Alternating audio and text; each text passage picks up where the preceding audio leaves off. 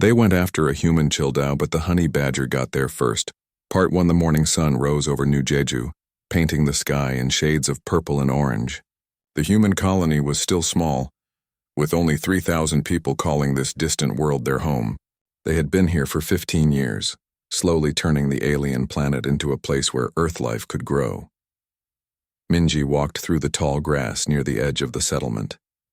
She was only 8 years old, but she already knew how to identify most of the plants her father studied.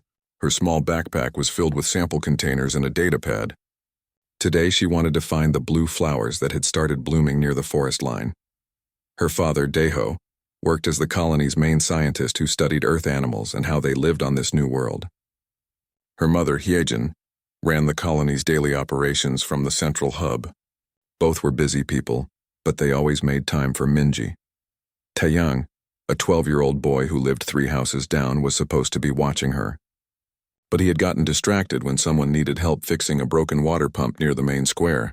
He thought Minji would be fine for a few minutes. The colony was safe, after all. Nothing dangerous had ever happened here. But Taeyang was wrong. Far above the planet, 6 ships dropped out of faster-than-light travel. They were small, painted in dark colors that made them hard to see against the black of space.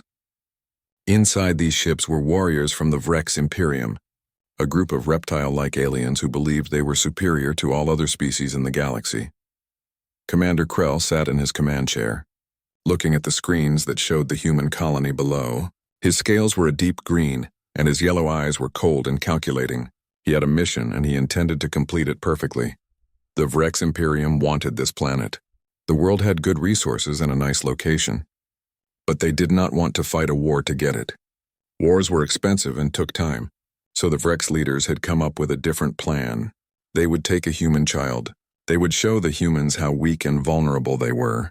Then the humans would leave on their own, too afraid to stay. Krell had studied human behavior. He knew that humans cared deeply about their young. They would do almost anything to protect their children. Taking one child would break their spirit. It was simple and efficient. His warriors prepared their equipment. They checked their weapons and their armor. They reviewed the plan one more time. Land near the settlement, find a child who was alone. Take the child quickly. Leave before the humans could react. Show the child on the communications network to prove what had happened. Then wait for the humans to surrender. Through his ship's cameras, Krell watched the colony. Then he saw her, a small human girl walking alone in the grass. She was far from the main buildings. She was perfect. That one, Krell said, pointing at Minji on the screen. We take her. Prepare to land. The 6 Vrex warriors moved to the transport ship. They were large, powerful, and trained for combat. Each one was twice the size of an adult human. Taking one small child would be easy. What Commander Krell did not know was that Daeho's research compound was just beyond the trees. And Daeho kept many Earth animals there, studying how they adapted to the new environment. One of these animals was a honey badger named Honey. Honey was not like the other animals in the compound. She was smart, fearless, and had a bad habit of escaping from her enclosure. Daeho had tried many different ways to keep her contained, but Honey always found a way out. She would dig under fences, climb over walls, or simply break through weak points in the barriers. Today, Honey had escaped again. She had been following Minji for the past hour. The small girl often brought treats for the animals, and Honey had grown fond of her. In her own way, the honey badger had decided that Minji was part of her territory, something to be protected. Minji bent down to examine a plant. She carefully pulled out her sample container, trying to collect a few seeds without damaging the flower. She was focused on her work, humming a song her mother had taught her. She did not see the Vrex transport ship as it descended through the clouds. She did not hear its engines because they were designed to be quiet. But she did feel the sudden gust of wind when it landed behind the trees just 50 meters away. The Vrex warriors moved out of their ship. They were professional soldiers moving in a tight formation. They had done missions like this before on other worlds. They split into 2 groups, one to grab the child and one to provide security. Krell watched from his ship in orbit. Everything was going according to plan. In a few minutes they would have the child, and this mission would be complete. His career would benefit from the success. He might even get promoted. The warriors approached Minji through the tall grass. They moved silently, their weapons ready. Commander Krell smiled as he watched. The little human had no idea what was about to happen. Minji stood up, her sample container now full. She brushed the dirt off her knees and reached for her backpack. That was when she heard something in the grass behind her. It was not a normal sound. It was heavy, deliberate, and coming closer. She turned around slowly, her heart starting to beat faster. Through the grass, she could see shapes moving. Big shapes, not human shapes. Then she saw them clearly. 6 large creatures walking on 2 legs covered in scales, carrying strange devices that looked like weapons. Their eyes were yellow and cold. They were looking directly at her. Minji froze. She wanted to run, but her legs would not move. She wanted to scream, but her voice caught in her throat. She was only 8 years old, and she had never seen anything so frightening in her entire life. The lead Vrex warrior reached toward her. His hand was large enough to wrap around her entire arm. Commander Krell, watching from orbit, allowed himself a moment of satisfaction. The mission was complete. But then something happened that no one expected. From the opposite direction, moving through the grass with surprising speed, came Honey. The honey badger had seen the Vrex warriors. She had seen them approaching Minji. And something, in her animal brain, understood that these creatures were a threat to the small human she had decided to protect. Honey positioned herself directly between Minji and the warriors. She was small, only about 12 kilograms, roughly the size of a medium dog. Her fur was mostly black with a white stripe down her back. To the Vrex warriors, she looked insignificant, almost cute. Honey lowered her head and made a sound. It was a growl, deep and angry, that came from somewhere in her chest. It was a warning. It was a challenge. Commander Krell saw the small animal on his screen and laughed. What is that? Some kind of pet? He activated his communication link to the warriors. Ignore the creature. Take the child. The lead Vrex warrior took another step toward Minji. His hand reached out again. He thought about how easy this mission had been. Honey made her decision. She charged. They went after a human child, but the honey badger got there first, part 2. The Vrex warrior never saw it coming. One moment he was reaching for the human child, confident in his mission's success. The next moment, 12 kilograms of pure fury slammed into his face. Honey's claws found his eyes first. On Earth, honey badgers had evolved to fight some of the planet's most dangerous predators. They attacked lions, hyenas, and venomous snakes without fear. They had thick skin that could turn away bites and stings. They had powerful jaws and sharp claws, and they had something else. Something that no amount of training could prepare the Vrex for. They had absolute unthinking courage. The warrior screamed. It was a horrible sound, high-pitched and full of pain. He stumbled backward, trying to pull the small creature off his face. But honey badgers have loose skin that lets them twist and turn even when caught. Honey turned in his grip and bit down on his throat. Purple blood sprayed across the grass. The other 5 warriors stopped, shocked. They had never encountered anything like this. Their armor was designed to protect against energy weapons and projectiles. It did nothing against claws and teeth. Their training had covered combat against other soldiers, not small, angry mammals. Commander Krell watched from orbit, his satisfaction turning to disbelief. What is happening? Kill that creature! Complete the mission. The second warrior raised his energy weapon and fired. The bright beam struck Honey's side as she released the first warrior and turned toward this new threat. The energy dissipated across her thick hide, barely burning her fur. It hurt, but honey badgers were famous for their incredible pain tolerance. The shot only made her angrier.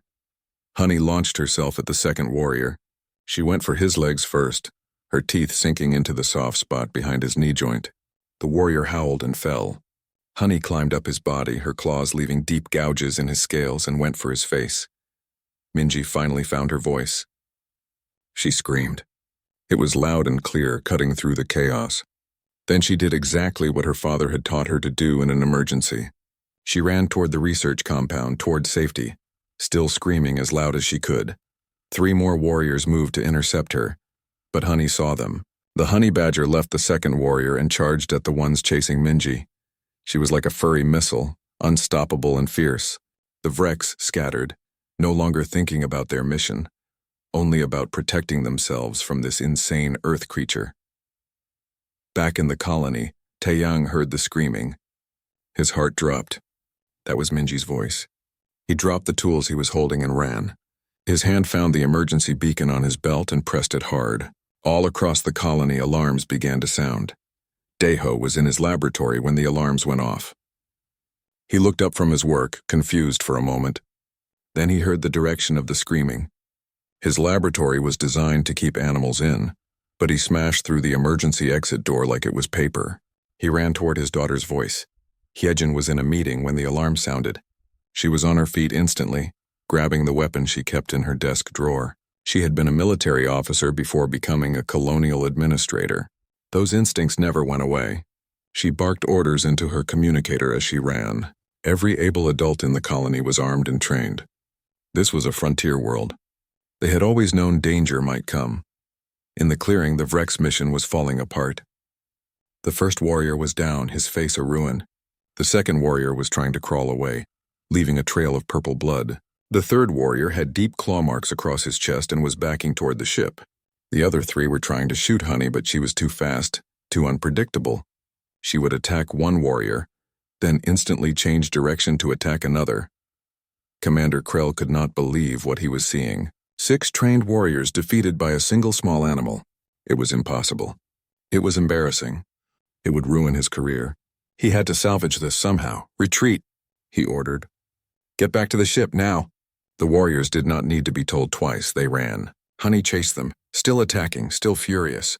One warrior fired his weapon backward as he ran, missing Honey but setting fire to the grass.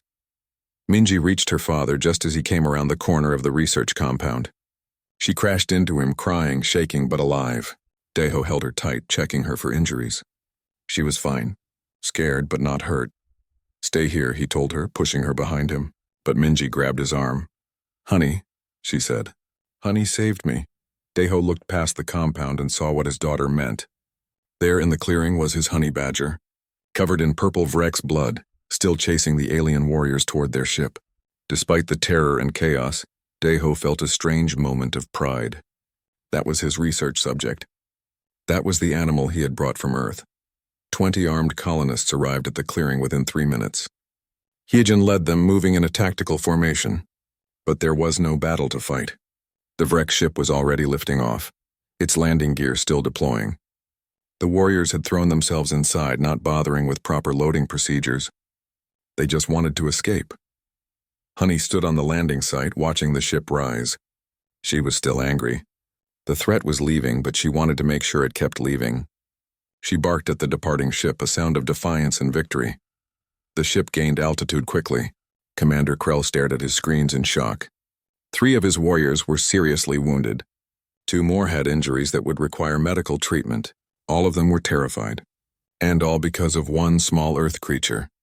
He looked at the external cameras one last time before entering faster-than-light travel. The last image he saw from New Jeju was that honey badger, standing on the landing site, small but absolutely undefeated. Back in the clearing, Deho approached Honey carefully. The honey badger saw him and immediately calmed down. She knew him. He was safe. He brought food. She trotted over to him, looking quite pleased with herself. Deho knelt down and examined her. She had burns on her side from the energy weapon, but they were not deep. Her thick skin had protected her from serious damage.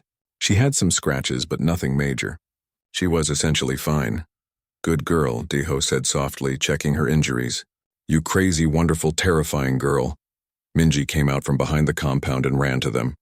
She threw her arms around Honey, not caring about the purple blood on the honey badger's fur. Honey allowed it, which was unusual. She normally did not like hugs. But Minji was special. Hyejin arrived with her security team.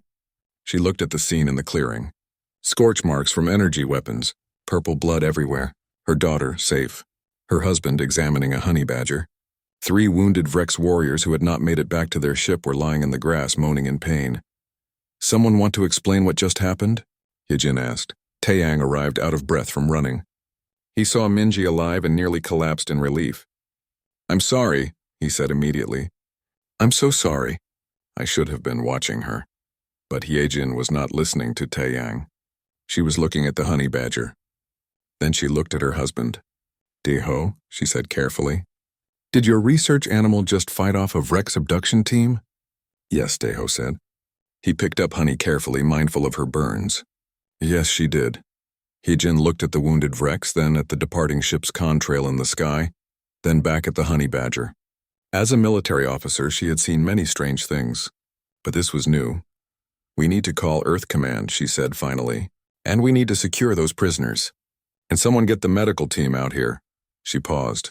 "And Daeho, give that honey badger the biggest treat you have. She just saved our daughter's life." Daeho carried Honey back to the compound with Minji walking beside him, refusing to leave the honey badger's side. All around them, colonists were gathering, asking questions, trying to understand what had happened. Sora, Daeho's assistant, met them at the compound. Her eyes went wide when she saw Honey. "Did she get out again?" "I swear I checked the enclosure this morning." "She got out," Daeho confirmed, "and thank goodness she did." As they went inside to treat Honey's injuries, none of them knew that this was just the beginning. The Vrex were already reporting to their commanders. Other species were intercepting the communication. The story was starting to spread across the galaxy. A human colony, a child, and a small Earth creature that defeated trained warriors. The legend of the honey badger was about to begin. They went after a human Chelda, but the honey badger got there first. Part 3. The news spread faster than anyone expected. Within hours, the story was on the Galactic Information Network. A human colony, an attempted abduction, a small Earth creature defeating multiple Vrex warriors. The details varied depending on who was telling the story, but the core facts remained the same. Other species across the galaxy watched the recordings from Minji's personal communication device. The little girl had been wearing it when the attack happened, and it had captured everything.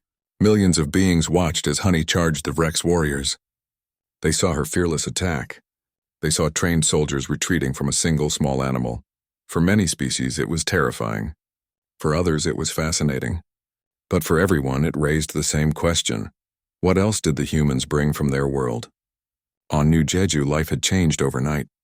Minji had become famous. Her face was on news broadcasts across dozens of star systems. Reporters from various species requested interviews. The colony's communication system was overwhelmed with messages, but Minji did not care about fame. She sat in her father's laboratory watching Honey eat treats. The honey badger was recovering well from her minor injuries. She seemed completely unaware that she was now the most talked about animal in the galaxy. "She's just being herself," Minji said to Sora, who was documenting Honey's behavior. "I don't understand why everyone thinks it's so special." Sora smiled. "That's because you grew up around Earth animals. You know what they're like. But most species in the galaxy have never seen anything like Honey. Their worlds are different. Their animals evolved differently." 3 days after the incident, a ship arrived at New Jeju. It was large and elegant, belonging to the Trell Consortium, a group of merchant species who traded across the galaxy.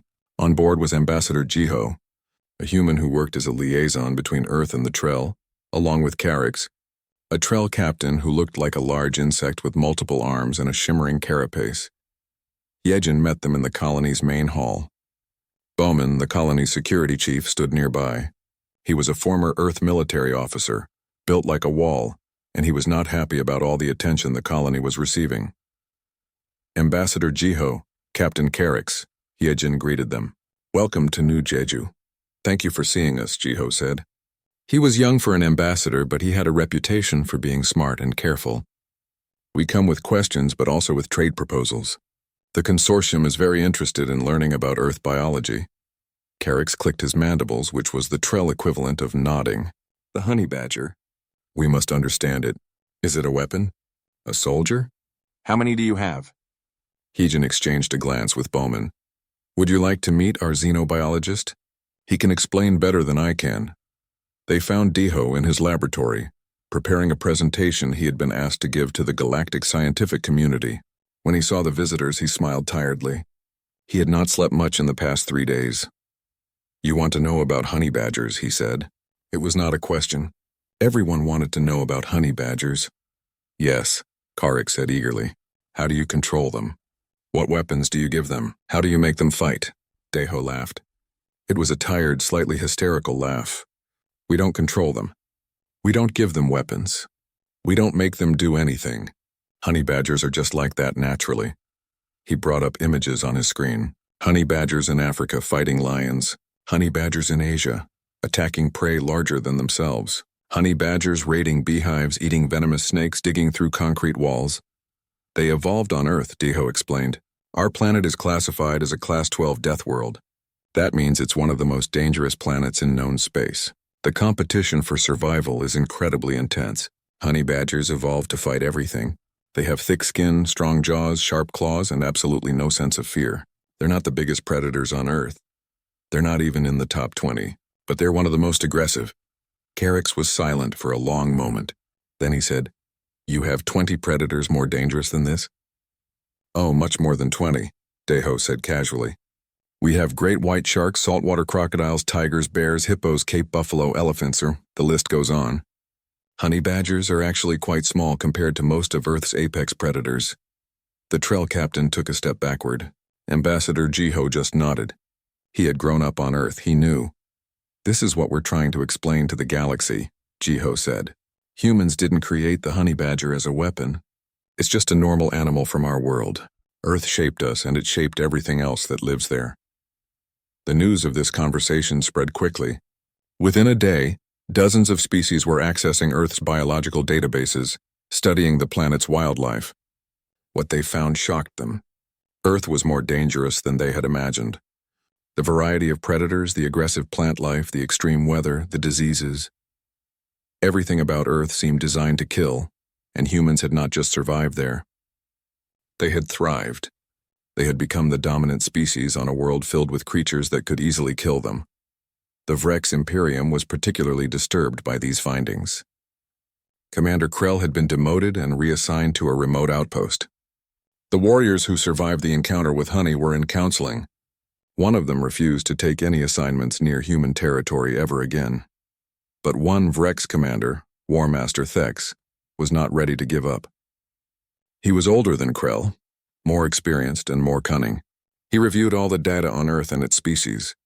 He studied the honey badger incident from every angle, and he came to a conclusion. The Vrex had made a mistake by underestimating humans. They had focused on human technology and military strength. They had not considered where humans came from. That was a strategic error. But Thex also saw an opportunity. If one small Earth creature could become this famous, what would happen if the Vrex demonstrated that they could defeat such creatures? It would restore their reputation. It would show that the honey badger incident was just luck. He issued a new order. The Vrex would offer a bounty on honey badgers, alive and unharmed, for study purposes. They would learn how to counter these creatures. They would prove that Vrex warriors were superior. When Bowman heard about the bounty, he increased security around the colony immediately. He assigned guards to Deho's research compound at all times. He installed better surveillance systems. He created response protocols for any attempted intrusion. "They're going to come after her," Bowman told Heejin. "Honey is now valuable. We need to protect her." "We need to do more than that," Heejin replied. She had been talking with Earth Command. "We need to take control of this situation before it gets worse." That was when the decision was made to hold a festival. Not to hide, not to cower, but to celebrate. The Festival of New Jeju would invite friendly species to visit the colony, learn about Earth's biodiversity, and meet the famous honey badger in person. It would be a diplomatic event and a subtle warning combined. The message was clear. Look at what we brought from our homeworld. This is just one species. Think carefully before threatening human colonies. The festival was planned for 2 weeks later. Invitations went out to dozens of species. Most accepted. Everyone wanted to see the honey badger. Everyone wanted to understand what made humans so different. Deho prepared displays of other Earth animals. He had a cassowary, a large bird with powerful legs and sharp claws. He had snakes, both venomous and non-venomous. He had an octopus in a special tank. He had recordings of other Earth creatures that were too dangerous to transport. Sora helped him create educational materials. They explained evolution, natural selection, and competitive ecosystems. They showed how Earth's environment had shaped not just animals but humans too. Junho, Minji's teacher, documented everything. He knew this was a historic moment. The colony was changing from an isolated frontier settlement to an important diplomatic location. The festival day arrived. Ships from across the sector landed at New Jeju's small spaceport. Beings of many species walked through the colony, amazed at how the humans had adapted this alien world. They saw earth plants growing alongside native flora. They saw earth animals in carefully controlled habitats, and they met honey. Daeho had built a special viewing area where visitors could see the honey badger safely. Honey, completely unaware of her fame, did what she always did. She destroyed enrichment toys. She dug holes. She occasionally looked at the crowds of aliens and made her characteristic growling sound. The visitors were both terrified and fascinated. Some asked if they could touch her. Daeho politely explained that only Minji could safely interact with honey, and even then, only because the honey badger had decided to allow it. Minji gave a short speech, written by her teacher but delivered in her own words. "Honey is my friend," she told the crowd. "She protected me because that's what she does. Earth has lots of animals like her. They're not mean. They're just strong and brave. Humans learned to be strong and brave too because we grew up with them." It was a simple message delivered by a child, but it resonated across species lines. Understanding began to replace fear. Respect began to replace suspicion. The festival lasted 3 days. It was considered a great success. Trade agreements were discussed. Cultural exchanges were proposed. They went after a human child owl, but the honey badger got there. First Part 4 Admiral Nari's ship was impressive. It was one of Earth's newest frontier defense vessels, designed for both combat and diplomacy. When it landed at New Jeju, the entire colony came out to watch. This was the most important Earth military officer to ever visit their small world. Nari herself was not what most people expected. She was small, efficient, and spoke in a calm, measured voice, but there was steel in her eyes. She had fought in 3 wars and won them all. She did not waste time. "We're going to host an exhibition," she told Heejin and the Colony Council, "at the Galactic Assembly Station. We'll show them what Earth life is really like, not as a threat, as context, so they understand who we are and where we come from." She brought 3 specialists with her. Minyo was a consultant who studied how biology could be used in warfare. Yoonji worked in the diplomatic corps and specialized in psychological operations. Sarek was a wildlife handler with years of experience working with dangerous animals. "This isn't about scaring them," Yoonji explained to Daeho. "It's about education. We want the galaxy to understand that honey badgers are normal for us. When they understand Earth, they'll understand humans better." Daeho would lead the scientific presentation. Minji would attend as a special guest, representing the human children of frontier colonies. And Honey would be there, of course. The star of the show, though she would never understand why. They carefully selected other Earth animals to bring. A cassowary, because it demonstrated how even Earth's birds could be dangerous. An octopus to show Earth's invertebrate intelligence. A saltwater crocodile, one of Earth's ancient apex predators. Several venomous snakes. And videos of many others. The preparation took 2 weeks. Daeho worked with Minho to create presentations that were educational, but also made a clear point. Earth was different. Earth was dangerous. And humans came from Earth. When everything was ready, they departed for Confluence Point, the neutral station where the Galactic Assembly met. It was a massive structure orbiting a blue star, home to diplomats and representatives from hundreds of species. News of the exhibition had spread. Everyone wanted to attend. Some species were curious. Some were concerned. The Vrex were angry, calling it biological intimidation, but they had to attend to maintain their reputation as a strong military power. War Master Thex led the Vrex delegation. He brought some of the Vrex's own bioengineered war beasts. He intended to prove that the honey badger incident was a fluke. Vrex genetic engineering was superior to random Earth evolution. He would demonstrate this publicly. The exhibition hall was enormous. Daeho's team set up different areas for each Earth species. The octopus had a large transparent tank. The cassowary had a secured enclosure. The crocodile had a water habitat. Honey had what Siak called a strongly suggested containment area, because everyone knew honey badgers did not stay contained if they did not want to. Thousands of beings attended the opening. Representatives from species across the galaxy came to see Earth's life forms in person. The room was filled with different colors, shapes, and sizes of intelligent beings. The air smelled of a dozen different atmospheres mixed together. Daeho stood at the presentation platform feeling nervous. Minji stood beside him holding his hand. She was wearing her best dress and looked very serious. Honey was in her enclosure nearby, completely ignoring all the attention and eating treats. "Welcome," Deho began. His voice was transmitted to every translator in the room. My name is Deho. I study how Earth life adapts to new environments. Today I want to introduce you to some species from my homeworld, not because they are weapons, not because they are soldiers, but because they are our neighbors. They are part of the world that shaped us. He started with the octopus. He explained how Earth's oceans covered most of the planet, how life there had evolved incredible intelligence despite having no bones. The octopus solved a complex puzzle while everyone watched, using problem-solving skills that amazed the alien scientists present. Then the cassowary. Deho explained Earth's bird species, descendants of ancient dinosaurs. The cassowary demonstrated its powerful kicks against a reinforced barrier.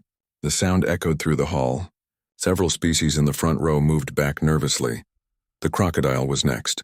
Deho showed videos of crocodiles in Earth's rivers and wetlands, apex predators that had survived for millions of years, barely changing because their design was so efficient.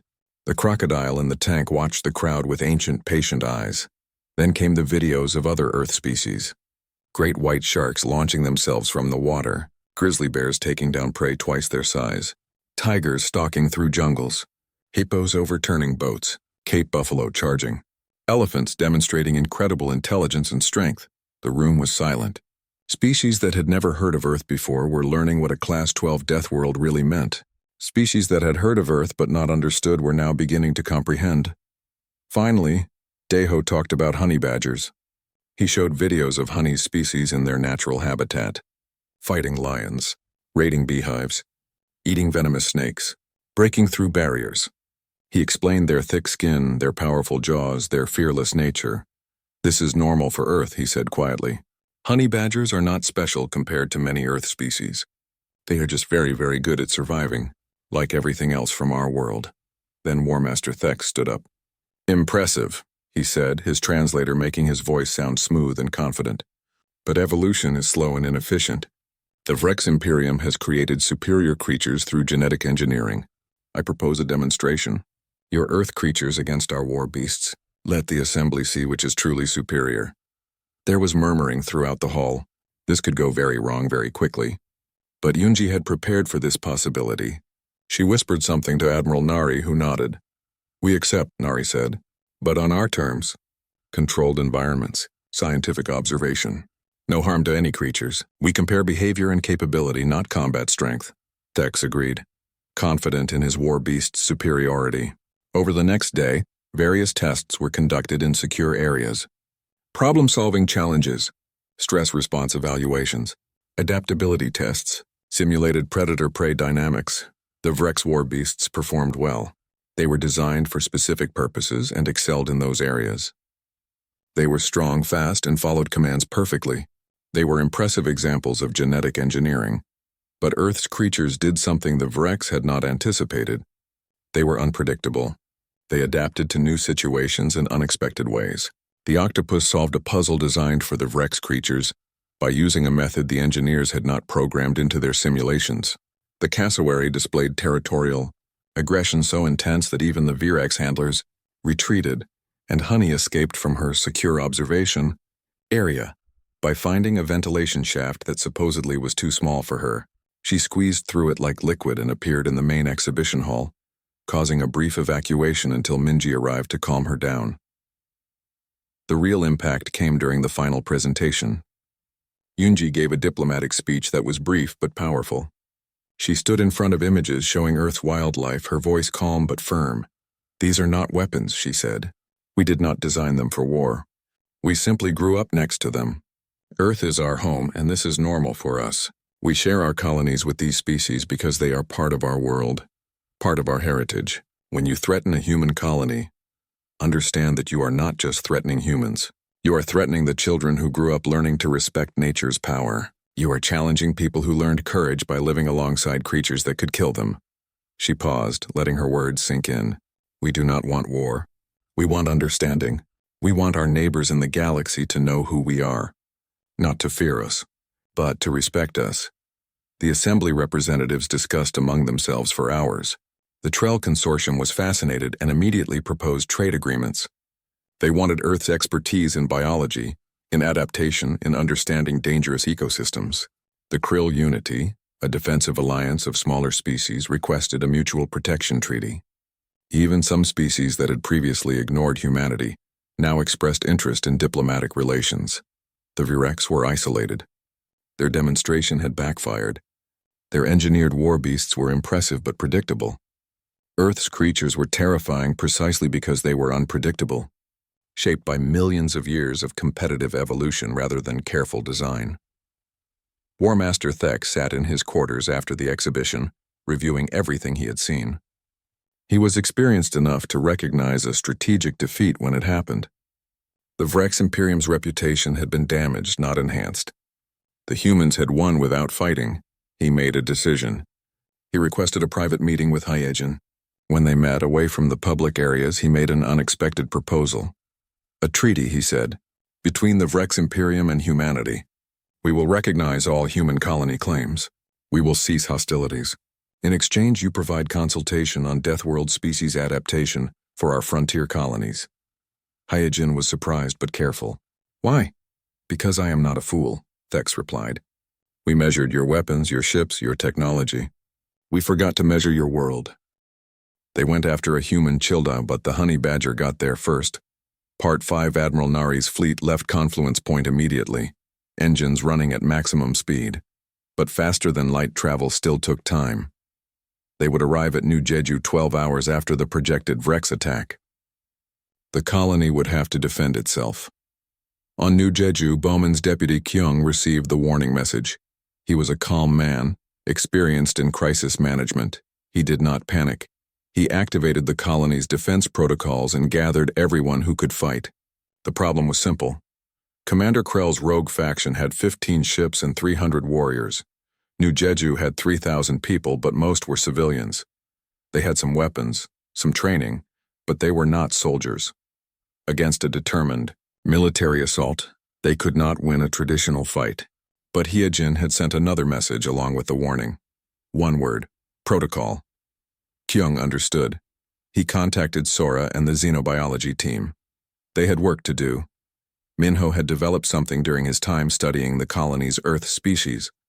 He called it the Honey Badger Protocol. It was not about using animals as weapons. It was about leveraging their natural behaviors to create chaos that military tactics could not handle. Sora pulled up Minho's files. The plan was simple in concept, but complex in execution. Make the battlefield so unpredictable that conventional military operations became impossible. Use the Earth species not to fight, but to disrupt, confuse, and terrify. They had 3 honey badgers now. Honey had made friends with 2 others from a recent transport. They had 2 cassowaries. They had 12 venomous snakes. They had 1 saltwater crocodile living in the water treatment facility. They had 47 magpies, aggressive Australian birds that had been introduced for ecosystem studies. And they had 1 wombat which nobody thought would be useful, but Siak had insisted it was crucial. Commander Krell's rogue fleet arrived exactly on schedule. 15 ships descended through New Jeju's atmosphere, spreading out to surround the colony. Krell stood on his command bridge, confident. This time he had overwhelming force. This time he would not be humiliated by Earth creatures. The Vrex warriors deployed in organized formations, 300 soldiers moving in tactical groups toward the colony's main settlement. They expected resistance. They were prepared for weapons fire. They were ready for a fight. What they were not ready for was magpies. 47 territorial magpies had been nesting near the colony's perimeter. The landing Vrex ships had disturbed their nesting sites. Magpies are famous on Earth for being aggressive during nesting season. They attack anything they perceive as a threat, diving at heads and eyes with remarkable accuracy and determination. The Vrex warriors found themselves under assault from small, fast birds that swooped from above, targeting their eyes in unprotected areas. The magpies were not dangerous in the traditional sense, but they were incredibly annoying and distracting. Warriors tried to swat them away while maintaining formation. It slowed their advance and broke their concentration. Then the cassowaries arrived. Kyung's team had herded them toward the landing zones using recorded calls. 2 large, prehistoric-looking birds already agitated by the noise and activity, cassowaries can disembowel a target with a single kick from their powerful legs. When threatened, they attack aggressively. The Vrex formations scattered as the cassowaries charged. Warriors who had trained for combat against armed opponents had no idea how to deal with large, angry birds. Some tried to shoot them, but the cassowaries were fast and unpredictable. The Vrex tactical advance dissolved into chaos as soldiers ran in different directions. Commander Krell watched from his ship, disbelief growing with each passing minute. This could not be happening again. He ordered his troops to regroup and press forward. They had overwhelming numbers. A few birds should not stop them. A Vrex strike team breached the research facility, looking for hostages to use as leverage. They found the honey badgers instead. Sora's team had specifically agitated the 3 honey badgers using techniques that Deho would never discuss publicly. 3 angry honey badgers confined in a facility with intruders responded exactly as expected. The strike team retreated within minutes, 2 warriors requiring immediate medical evacuation. The other warriors reported that the facility was infested with demons. Krell did not understand. They were just small animals. How could his warriors be so afraid? Another Vrex unit attempted to secure the water treatment plant, thinking it would give them control over the colony's water supply. The saltwater crocodile had been waiting there, comfortable in the large reservoir. 5 meters long, weighing over 1,000 kilograms, an apex predator from Earth's ancient lineage. The Vrex encountered it in low-light conditions, in the water, in its element. Those warriors also retreated, and they retreated quickly. One of them would have nightmares about those patient, ancient eyes for years to come. Sora's team had released the venomous snakes throughout the colony's buildings using ventilation systems. The snakes were non-aggressive if left alone, and the colonists knew to avoid them. But the Vrex had no immunity to Earth toxins. They did not know which snakes were venomous and which were harmless. Every snake became a potential threat. Warriors wasted time and ammunition shooting at shadows.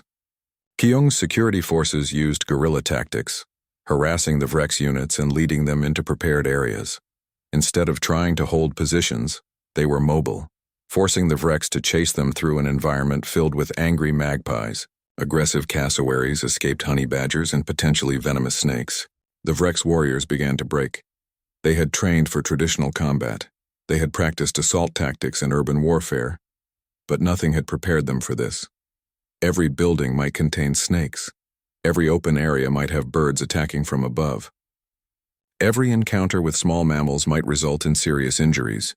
The colony was not just defended by humans, it was defended by Earth itself. Then, there was the Wombat.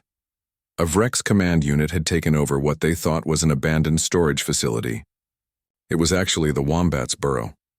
When threatened, Wombats retreat into their burrows and block the entrance with their reinforced rear end. They are built like living battering rams, with incredibly strong backs and tough skin. The Vrex tried to secure the facility. The Wombat defended its territory. For 2 hours, an elite Vrex command squad could not complete their objectives because a 35-kilogram marsupial had blocked a doorway, and they literally could not move it. The Wombat was not attacking. It was just sitting there, immovable, stubborn, and completely uncooperative. Footage of this standoff would become one of the most watched videos in galactic history. A top Vrex military unit, defeated by a Wombat that was simply refusing to move. After 6 hours of chaotic engagement, Commander Krell admitted defeat. His forces had suffered casualties not from military combat, but from Earth animals. More importantly, his warriors were psychologically broken. They were refusing orders. They were reporting that the colony was filled with monsters. They wanted to leave. Krell ordered a withdrawal. As the Vrex ships lifted off, the colonists cheered. They had defended their home using minimal military force and maximum creativity. The Earth species were herded back to safe areas, treated to extra food, and celebrated as heroes. Admiral Nari's fleet arrived just as the last Vrex ships jumped to faster-than-light speed. There was no battle to fight. The colony had already won. The aftermath was swift and decisive. Commander Krell was captured by loyalist Vrex forces who were horrified that rogue elements had nearly destroyed the peace treaty. War Master Thex formally apologized to humanity and offered additional concessions to the treaty. The Vrex military issued internal orders: do not engage human colonies under any circumstances. The treaty was finalized with even better terms for humanity: full recognition of territorial claims, trade agreements, mutual respect, and a shared understanding that humans were not to be threatened. Minji returned home to New Jeju to find herself even more famous. She did not care. She just wanted to see Honey again. The honey badger received a formal commendation from Earth Command, the first ever given to a non-sapient creature. It was ceremonial, but the symbolism mattered. Daeho's research facility became the most prestigious xenobiology center in human space. He received funding offers from dozens of sources. Other colonies requested his help in establishing their own Earth species integration programs. The honey badger protocol, while officially classified, became a recognized defensive doctrine. Humanity's reputation across the galaxy was fundamentally changed. They were no longer seen as weak frontier settlers. They were the species from Earth, the Death World, who lived alongside creatures that could terrify military forces without even trying. 6 months later, a new species visited New Jeju. They were considering colonies in the same sector and wanted advice on frontier security. Daeho gave them a tour of the research facility. When they saw Honey peacefully eating treats while Minji petted her, the lead delegate asked, "This is the creature that defeated the Vrex. It seems so small." Daeho smiled. "That is what the Vrex thought too." The delegate stepped back nervously. "We understand, we will remember." Minji laughed. "Honey is nice if you're nice. She just does not like bullies."